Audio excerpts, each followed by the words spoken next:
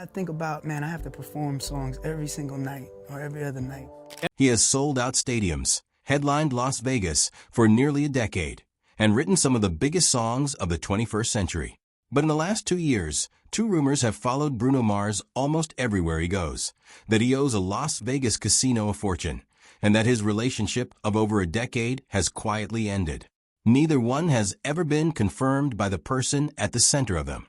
This is the story of where those rumors came from, what has actually been said on the record, and how a kid from Waikiki built a career strong enough to survive them. Bruno Mars was born Peter Gene Hernandez in Honolulu, Hawaii, in October 1985, into a family that made its living for music. His father played percussion and led a band, and his mother sang and danced, and together they built a variety act that mixed doo-wop, soul, and old-school rock and roll into shows built for tourists and locals alike in Waikiki. Young Peter was folded into the act almost as soon as he could stand on a stage, and by the time he was a small child he was already performing regularly, working through a repertoire built around the icons his family loved. One of those bits became his calling card: a small boy in a rhinestone jumpsuit doing his best Elvis Presley. It earned him a nickname that stuck for years, and it got him noticed. He appeared in local specials, worked stages built for adults, and by his early teens had logged more performances than most working musicians see in a lifetime. It was an unusual childhood, equal part stage lights and stage kid exhaustion, and it gave him something most pop stars don't have by the time they're signed: thousands of hours in front of a live crowd, learning in real time what makes a room pay attention. That period ended abruptly. His parents separated when he was a teenager, and the family act that had structured his entire childhood came apart with them. The stability he'd had as a performing kid didn't carry over into what came next, and by his mid-teens, money at home was tight enough that it shaped his day-to-day life in ways he would only talk about candidly much later in interviews, generally describing years of instability and scraping by rather than detailing specific hardships for the record. What is well documented is that he kept performing through it, picking up small gigs and impersonation shows to make money, and kept writing. At 18, Mars left Hawaii for Los Angeles with a standard model of ambition: barely any money, a handful of demos, and a new name. He'd started performing as Bruno as a kid, a nod to a wrestler his family liked, and added Mars later as a teenager, reportedly because someone once told him his confidence made him seem like he was from another planet. It was a stage name built to be memorable, and it worked, but it took years before anyone outside his circle needed to remember it. Those first years in Los Angeles were rough in the way most origin stories about eventual pop stars are rough. Cheap apartments, unreliable income, odd jobs, and a Motown deal that came and went without a single release song. Being dropped without releasing music is the kind of setback that ends a lot of careers before they start, and it very nearly worked that way for him too. What changed things wasn't a lucky break in front of a camera. It was a partnership formed in the wreckage of that Motown deal with a fellow songwriter named Philip Lawrence, who had also just been dropped by the label. The two of them, later joined by producer Ari Levine, started writing together under the name the Smeezingtons, working long hours in a modest studio, treating songwriting less like an art and more like a craft to be studied and drilled. That work paid off first for other artists. The Smeezingtons wrote or co-wrote hit singles for other performers before Bruno Mars ever had one of his own, building a reputation inside the industry as songwriters who could deliver a hook, even while he remained largely unknown to the public. That behind-the-scenes success is part of why, when his own debut arrived, it didn't feel like a gamble to the label backing it. He'd already proven, repeatedly, that he understood what turned a song into a hit. His first proper solo release, in 2010, moved quickly from a minor introduction to a genuine phenomenon. His debut single became inescapable on pop radio within weeks, eventually reaching #1 on the Billboard Hot 100, and it was followed by a string of singles from his debut album that kept him at the top of the charts for the better part of 2 years. The songs from that era, ballads and up-tempo pop cuts that leaned on live instrumentation rather than the electronic sound dominating radio at the time, set him apart from his contemporaries and made the album a long-running commercial success, both in the United States and internationally. The pattern repeated and intensified with his second album in 2012, a record that pushed further into genre experimentation, folding reggae, rock, and old-school soul into a pop framework.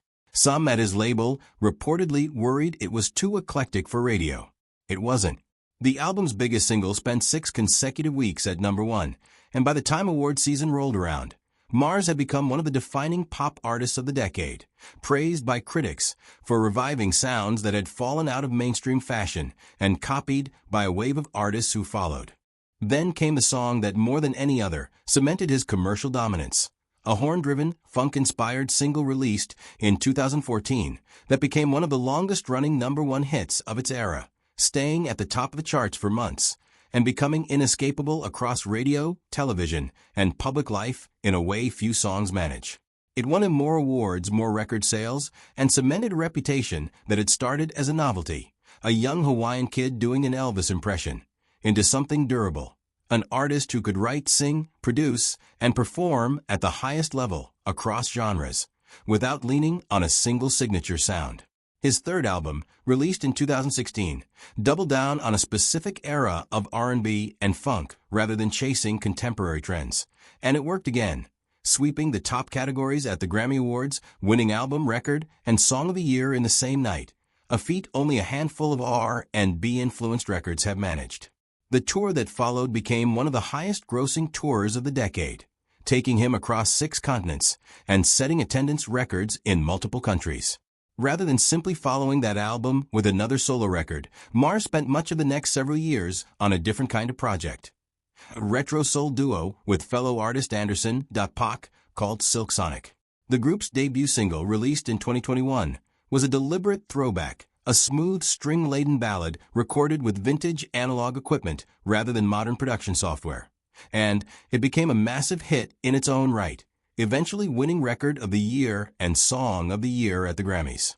Their full album followed later that year, recorded in a single room using largely analog techniques, an approach that gave it a warmth reviewers consistently singled out, and one that resulted in one of the strongest vinyl debut sales an R&B act had seen in decades. Mars followed that project with a string of high-profile collaborations rather than a traditional solo album cycle. A duet with Lady Gaga released in 2020 that became one of the year's biggest singles and a fixture at award shows, and a partnership with Blackpink's Rose that produced one of the most successful K-pop crossover collaborations in chart history, breaking streaming and viewing records on release, and continuing to perform commercially well over a year later. By early 2026, he had also announced his first new solo album since 2016, along with his first full solo tour in nearly a decade, a sign, by any measure, of an artist still near the peak of his commercial and creative powers heading into his late 30s. In March 2024, a report citing an unnamed source claimed that Mars had accumulated roughly $50 million in gambling debt to MGM Resorts, the company behind his long-running Las Vegas residency, and that his continued performances at the company's venues were effectively a way of working that debt off.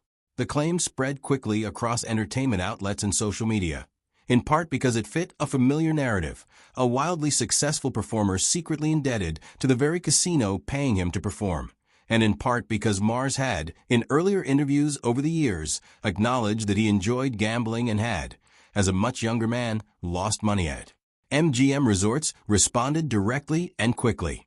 In a statement given to entertainment outlets within days of the story spreading, the company said the claim was false and that Mars had no debt with them, describing their arrangement as a long-standing partnership built on mutual respect. That statement did not slow the rumor down much online, but it was never retracted or walked back, and no documentation, court filing, or on-the-record source has ever surfaced to support the original claim.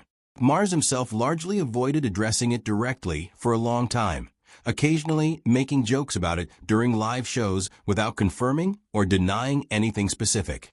That changed in April 2026, when he kicked off a new solo tour with a proper full-scale run, his first in nearly a decade, and used part of the opening night to address the rumor head-on from a stage, telling the crowd, to loud cheers, that he'd paid off the casino a long time ago. It was delivered as a joke in the middle of a celebratory show, and it was consistent with everything MGM had already said. There was no debt. It was not, in other words, a confirmation of a secret arrangement. If anything, it was Mars closing the door on a story that had never had solid sourcing to begin with. It's worth being precise about what actually happened here, because it's easy to see why the story took hold.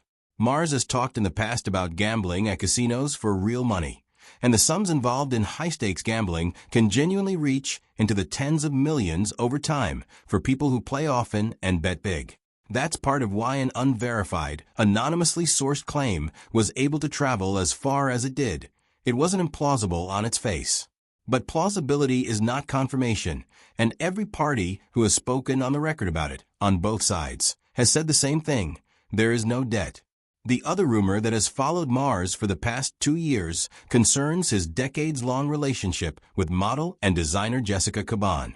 The two met in New York in 2011 and were together for well over a decade, with Mars speaking about her only rarely and with visible reluctance in interviews, generally describing her as his closest confidant rather than discussing the relationship in detail.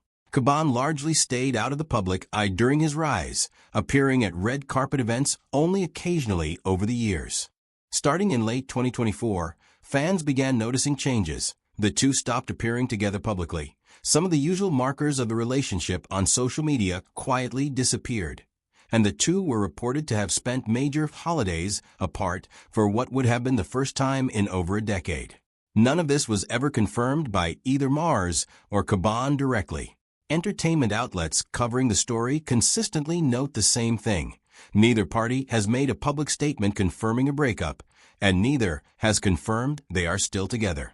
As of the most recent reporting in 2026, the honest answer to whether the relationship ended is that it remains unclear, despite years of speculation, unless and until one of them says otherwise. That distinction matters. A long silence is not a confirmation. Two people declining to discuss their relationship publicly, which both have generally done for their entire time together, is not the same as an announcement that it's over. It's entirely possible for tabloid speculation to build a detailed narrative that turns out to be accurate, and it's equally possible for it to be wrong, or simply premature. Right now, based on everything either of them has actually said, there is no on-the-record confirmation either way. What's true about Bruno Mars at 39 is the part that doesn't require anonymous sources or reading tea leaves from a missing Instagram post. He is one of the most consistently successful pop artists of his generation, a songwriter who wrote hits for other people before he ever had one of his own, a performer whose Las Vegas residency and stadium tours have made him one of the highest-grossing live acts of the last decade, and an artist who, heading into his 40th year, is still putting out music that debuts at the top of the charts. The rumors that have swirled around his finances and his relationship say more about how quickly an unverified claim can spread in a media environment built for speed over confirmation than they do about anything Mars himself has actually said. He has denied the debt story on stage, with a joke that lined up with what the casino itself said 2 years earlier. He has said nothing at all, publicly, about the state of his relationship, and neither has Jessica Caban. Until one of them does. The honest version of the story is the one that leaves the biggest question open rather than pretending it's been answered. That's not the version of the story that trends the fastest, but it's the one that's actually true. And for an artist whose entire career has been built on outworking expectations rather than manufacturing them, it feels like the more fitting way to tell it.